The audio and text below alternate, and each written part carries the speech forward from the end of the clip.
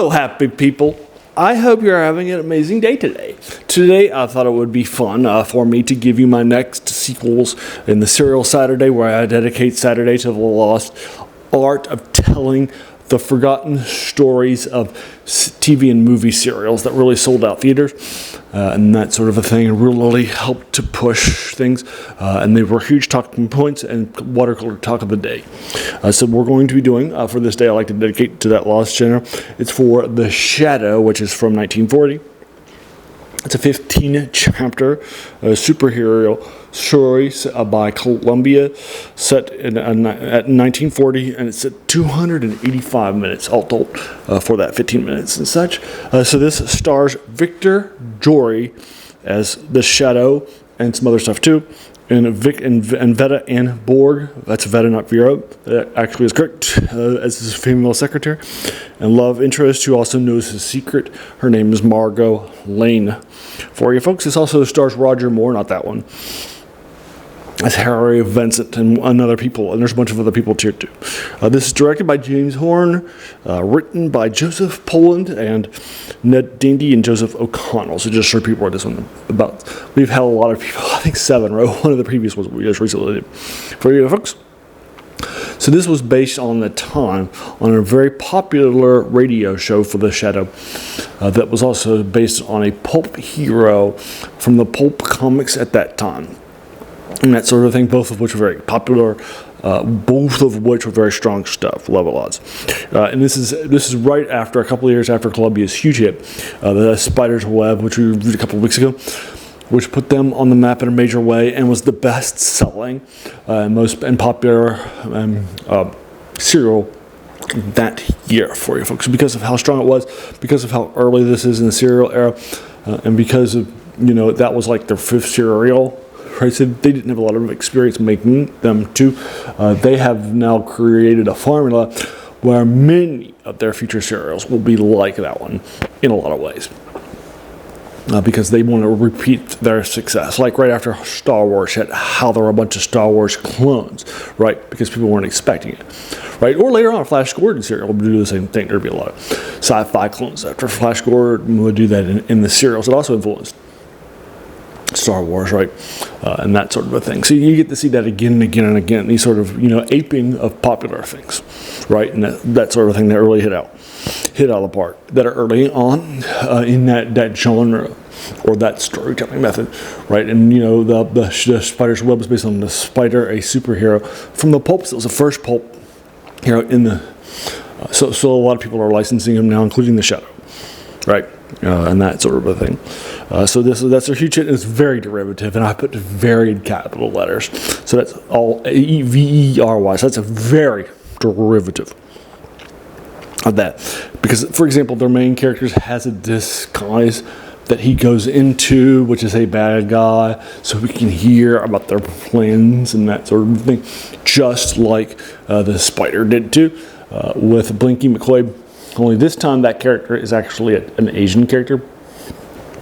And that sort of thing, so it feels less like, how would you, right, in the yellow face, and so forth, do that? And just with makeup and such, right, I feel like it's a little less genuine, and that sort of thing. To dress up in yellow face and then convince people that your costume is actually true, right? It might be one thing to come across it on a black and white screen to have a white guy dressed up as an Asian guy, but because you don't get the details. But in real life, that wouldn't be realistic at all, right? It doesn't make sense. Also, it's of its time too, and you have a yellow face character, right? That's definitely somebody, and he's actually not just right, just right. Hey, we didn't have the actors, or they weren't trained, or something like that, right? You can make explanations for why, but although there are some serials at this time who do have Asian actors, right, that we've done as countered stuff. So, like Flash Gordon has an Asian character, has a Korean character. It's played by a Korean actor, a Korean American, so you can do that, right? So I push back against that. But at the same time, right, you could at least probably explain it in a way. But how do you explain in story a character specifically putting on yellow face in order to hide, right? And so forth? But then be convincing with that and the fake accent and that sort of thing that he puts on, right? How do you do that? That just doesn't make any sense to me. That's definitely not a really it doesn't set well, and that sort of a thing. It's too long.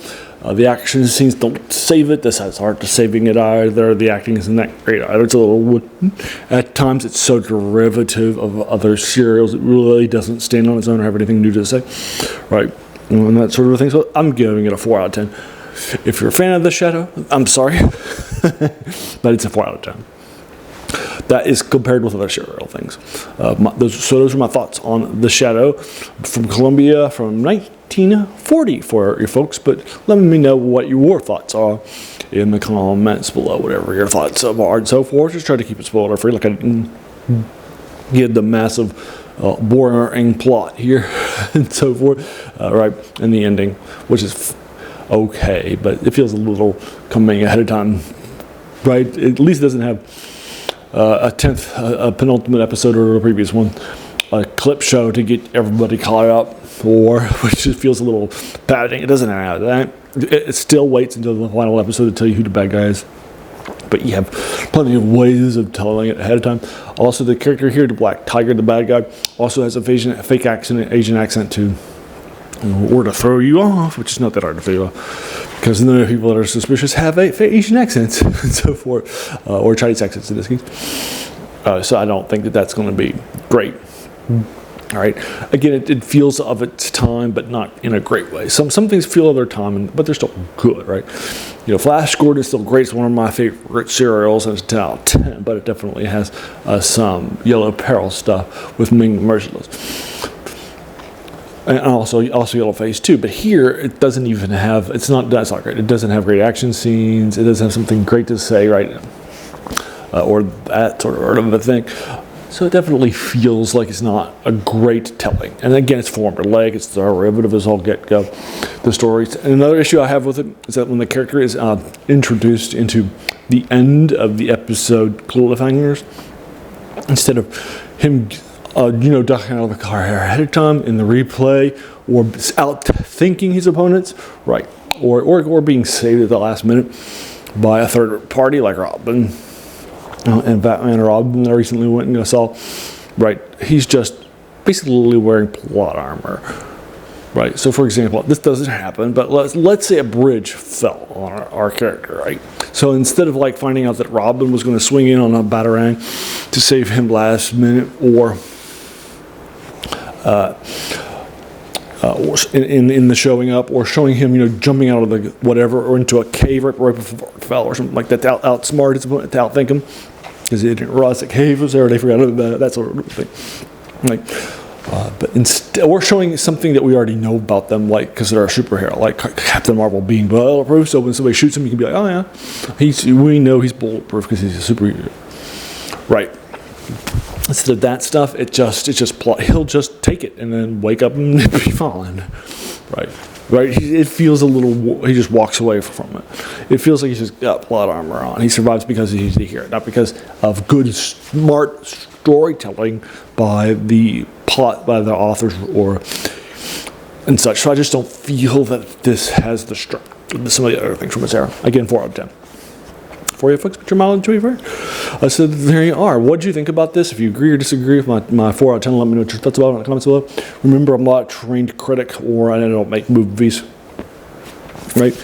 Fiction and that sort of a thing for fun. So I'm just a passion of mine. Right. So your mileage may totally vary, and just so give me yours. Please, happy to do that for you folks. And then, as a reminder, this serial, like I mentioned earlier, were heavily influential. They really sort of sold out the theaters. All right, so basically what would happen was you would typically go for a few features for like a half a day or so, rather than just going for one movie with a couple of trailers and then going home. So, for example, you might show up, get a couple of shorts at like noon or something like that on a Saturday like today, and then you would take a couple of shorts and that sort of a thing. Like, there would be trailers, but they weren't as popular as you might think. So typically, you'd be doing newsreels or cartoons for you folks. And so newsreel is sponsored by companies or the government, as well as things like, cartoons that were maybe a few minutes longer, like this is back when those cartoons were really short, and nowadays, a cartoon you would probably like a half an hour, something like that, for a TV show, right? But these are serials. These are much smaller during this era. Then an 8-picture, and then you would finish up with a serial, and then an intermission for a few hours, for maybe half an hour, 20 minutes, right? In order to talk about the serial, you typically would talk about the serial and how is this person going to escape? How are they going to survive? Come back. I don't know. What's going on next week? That'd be like I mentioned before, that would be the water cooler talk. And then you would come back, you would have a couple of shorts. And so oftentimes the B film would just be like 60 or 70 minutes during this era, and so forth, a lot of lack of quality and effort and input and that sort of other thing. And then after that, another couple of shorts. Then you had to finish with the serial. And again, because these serials were the last things, again, you talked about that would be how they sold these movie tickets back in that era. So it's a very, very key part of that infrastructure that we've forgotten about. Right. And so again, I do this every Saturday and so forth. I dedicate to this reviews. So if you like this, and check out the previous Saturdays for you folks, because that's great stuff. Love it lots. And then also, if you want to hit the subscribe button and check out these moving forward, because the last couple of weeks I did the Spider's Web and the Spider Returns and such like that, which are also superheroes and based on pulp heroes action in the era. So if you'd like to check those out, hit the subscribe button, the bell icon to be notified of my videos, the like button, and just watch them, right? Share them with your friends, that sort of thing. Yesterday I did my top 10 of videos. That was my top 10 action videos of all time. Just a couple, I think, were from this century. And so forth. Most of those are older too, so if you like that older stuff, you'll like that too. And then the previous couple of weeks I did top 10 foreign language films, top 10 domestic films, and then top 10 martial art films. So if you like that stuff, I've also done Godzilla films, that sort of thing. So you like that, check those out too. On Wednesday, I do a review of a video game. I just did a review of Star Control 2 from 1992. I'll try to do older stuff from that too. And then I also do 3 reviews a week of older fiction. I just did yesterday on the Thursday. A couple of days ago, I did a review of a post-apocalyptic car on the road, kind of very heavily inspired by Mad Max, called the Freeway Warrior series from the late 80s and early 90s. It's called Slaughter Mountain Run by Joe Dever, the guy who made Lone Wolf, was heavily famous. On Sunday, I've been doing a sword and sorcery collection in the fantasy genres, and also on Tuesday, I did a H.P. Lovecraft thing called Ex Oblivion for you folks. So all 3 of those, typically older things in those genres. And on Monday, I typically do an RPG or like Dungeons & Dragons. I just do a review of a module from 1984 called Test of the Warlords by Douglas Niles. And such. So if you like that sort of stuff and that older stuff, just check it out. And that's also where the passion of this channel comes from, and that's where its name comes from too. The worst thing about new books is a quote by a French philosopher, Jacques Joubert, who said that the worst thing about them was that they kept us from reading the old ones, right? There's definitely some older stuff. Totally influential. Although in this case you're watching it, but you still get the idea. And then also you can, that's it actually. So thank you so much for watching this video and taking some time out of your day and investing in it, right? Because we all have so many things that are happening, right, in our lives, and we're pulled in so many different directions, right? So the fact that you spent this time with me, that's incredibly humbling.